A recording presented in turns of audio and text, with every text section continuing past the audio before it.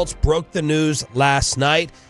They are following Joe Burrow's instructions. Burrow said, I want the offense, I want the receivers. They said, Trey Hendrickson, you can go seek a trade. We're paying Jamar, and we are paying Tee Higgins. Jamarr Chase gets the highest paid non-quarterback deal in NFL history, 4 for $161 with $112 million guaranteed. As I break out the easy tip calculator on my phone, that's 40.25 for Jamar. Bobby's head was spinning when he saw what Tee Higgins got, 4 for $115, making him the highest paid wide receiver 2 in NFL history.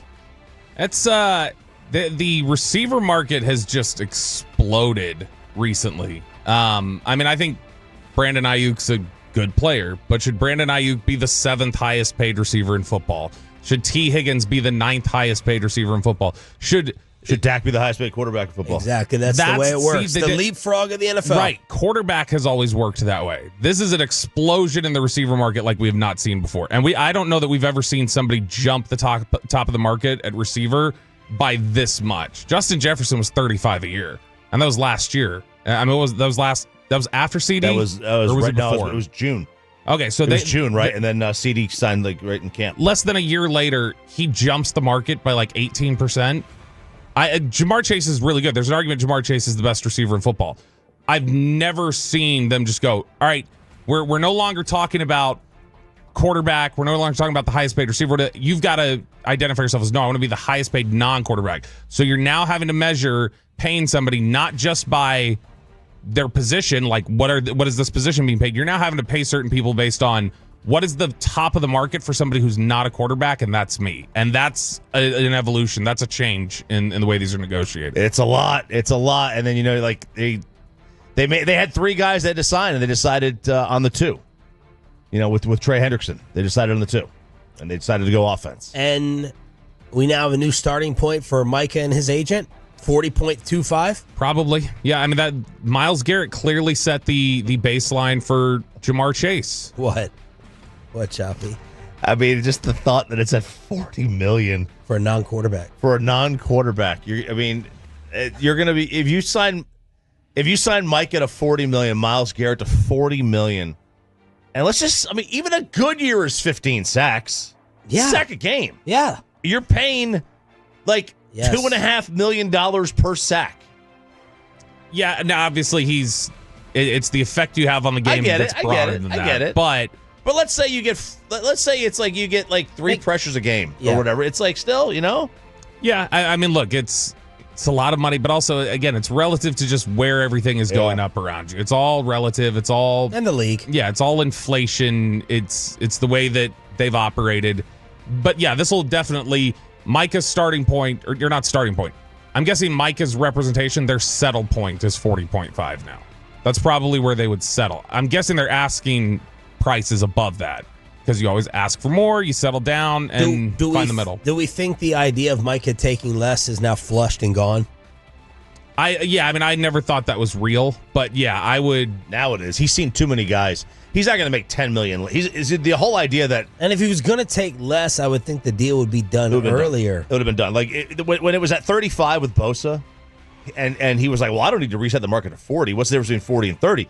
But when the market has become now 40, that's the market, right? So maybe he takes 35. It gives you a break. You're still not getting a break. We talked about this last week, and we've mentioned it before. The amount of pressure that the agents and the players are under from the NFL Players Association to not give those breaks is immense. They are on their tail routinely of just you are not going to mess up the market for players who haven't gotten their big deal yet. You're not going to mess that up for them. So you need to play ball. Let me know what the Tolo said overall about Micah versus Tank. I'm dying for a fan text, Twitter, social media, Twitch recap. Split. Honestly, half of them were saying D-Law's 100% right. We say these things all the time. Not going to win anything here. Yeah, a lot of that. And then the other half was, well, I can say something about my family, but you can't. You're not here anymore. You don't get to talk like that. And Mike is right. And so it was kind of split, I would say. Yeah, it was kind of split. I'll tell you this, though. Now that Seattle gets Tank and Cooper Kupp, like, can you make a legitimate case that they're better? Than Dallas? Mm-hmm. I mean, you might have been able to anyway. They were a 10-win team. No, you can't legitimately make the case. There are too many variables and questions with what they've done. Their quarterback is Sam Darnold. You don't know if it's a flash in the pan thing yet. We don't know about Cooper Kupp's health. Like, there are too many questions for them to definitively There say are. anything. I'll say this, though.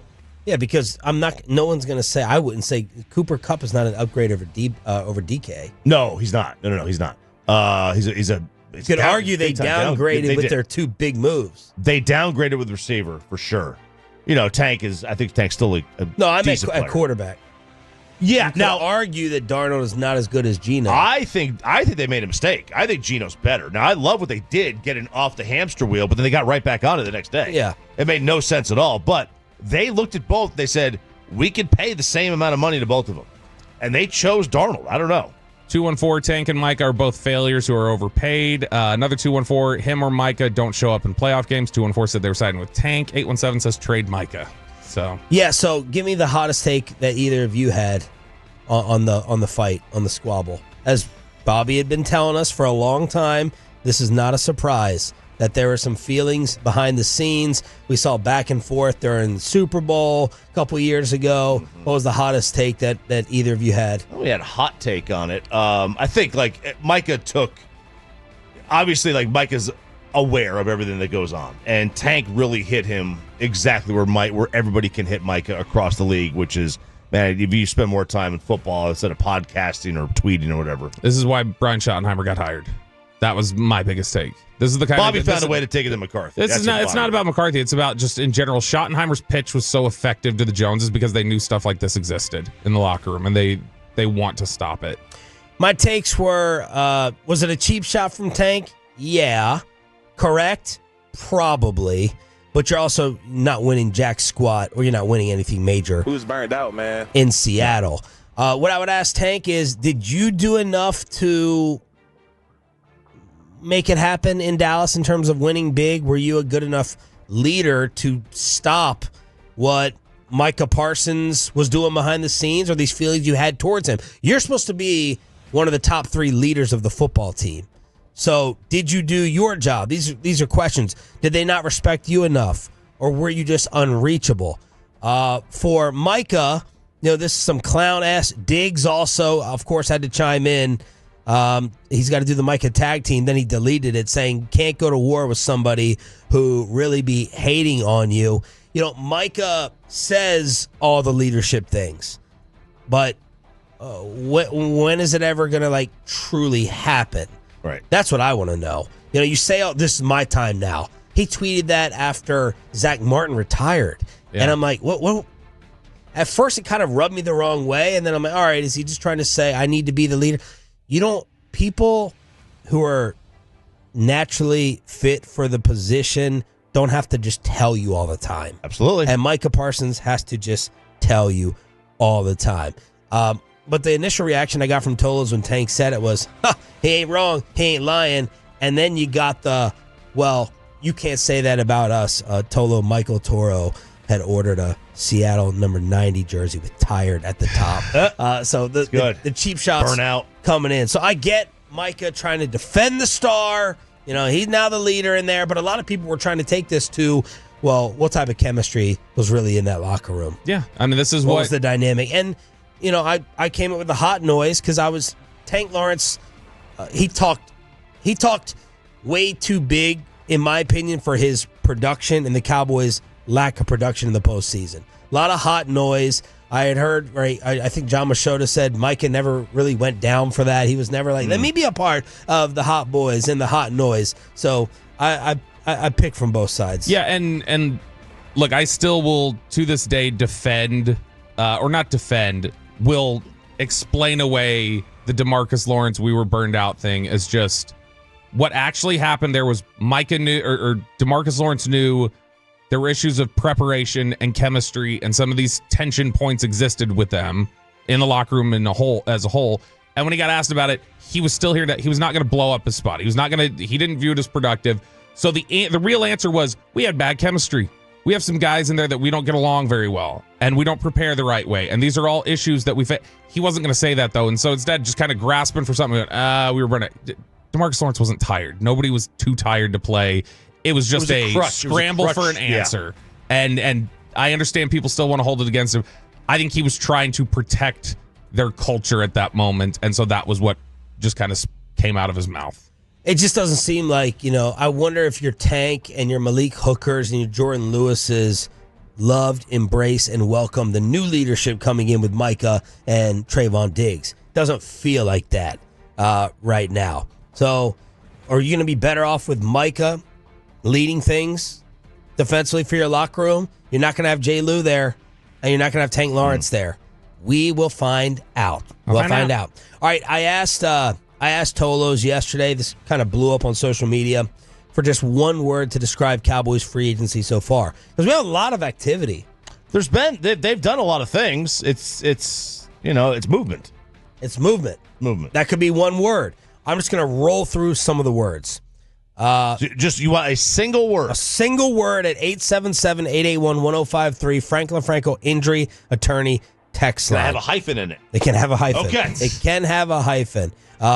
Aggressive, value, bland, inexpensive, mediocre, bottom feeders.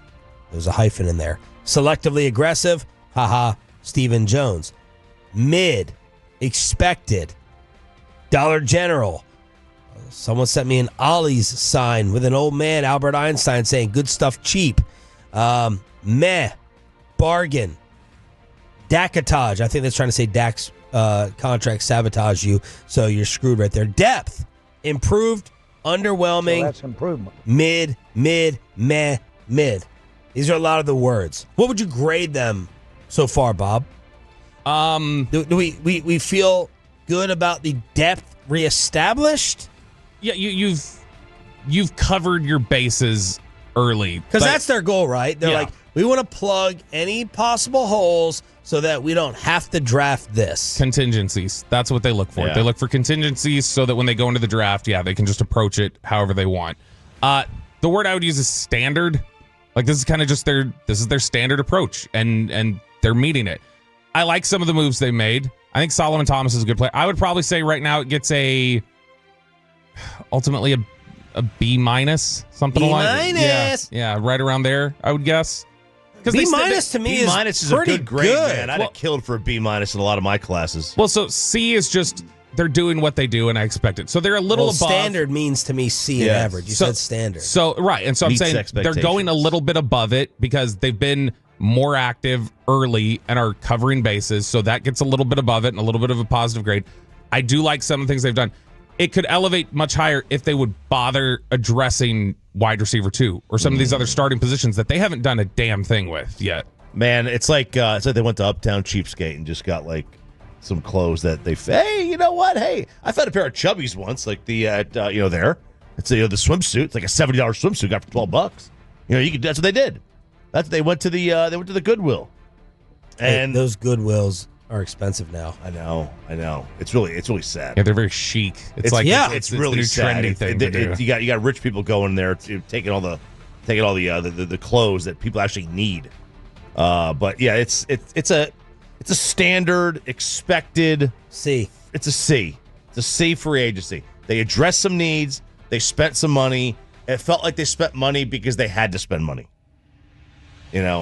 I'm with Bobby. They didn't address a lot of things. Guys, a lot of totals on the fan text saying depressing from the 214 and 817. 940 says uninspired. And a lot of tolos also texting boring or mid. Average is the word that they're using. So I did not expect them to re-sign Osa. They get credit for that, and it was a good deal. Solomon Thomas is a good player. They got Dante Fowler. Last year, in the entirety of the free agent period. And in case you missed it over the weekend, Cooper Rush to Baltimore. Yes. The entirety of the free agent period last season, the Cowboys gave out $6.1 million in total guarantees to outside free agents. That was it. So far this year, and we don't know what Fowler got yet. We don't know what Jack Sanborn got yet. They've given out $7.5 million. And then they've traded for Elam, who also has $2.5 million guaranteed. So they're already up in terms of acquiring guaranteed money. It's at least 10. It's probably over that, depending on what Fowler and Sanborn got. So they are being more active. last year was so bad that this offseason, I think, where it's just kind of a return to how they've typically acquired in past off seasons, it's a return to normalcy. I think it's being viewed a little more like, oh, this is a little bit aggressive, when in reality it's kind of a return to what they've been previously after last year they completely sat out.